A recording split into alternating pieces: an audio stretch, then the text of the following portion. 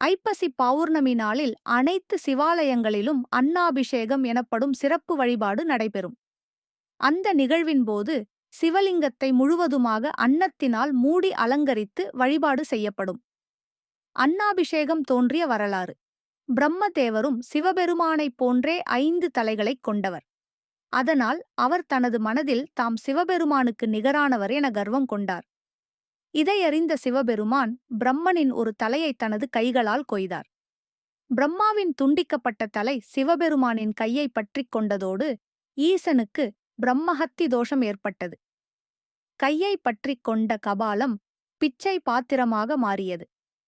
அந்த கபால பிச்சை பாத்திரத்தில் அன்னமிட்டு நிறையும்போதுதான் சிவபெருமானின் கையை விட்டு அந்த கபாலம் பிரியும் என்பது அவருக்கான சாபம். சிவபெருமான் காசிக்குச் சென்று பிச்சை பாத்திரம் ஏந்தினார். அப்போது அவருக்கு அன்னை அன்னபூரணி அன்னமிட்டார். அன்னபூரணியின் அன்பால் கபாலம் அன்னத்தால் நிரம்பியது. பிரம்மனின் கபாலமும் கீழே விழுந்ததோடு சிவபெருமானை பிடித்திருந்த பிரம்மஹத்தி தோஷமும் நீங்கியது. அன்னபூரணி சிவபெருமானுக்கு அன்னமிட்ட தினம் ஐப்பசி மாதம் பௌர்ணமி ஆகும். எனவே அன்றைய தினம் சிவபெருமானுக்கு அன்னாபிஷேகம் செய்யப்படுவதாக ஐதீகம்.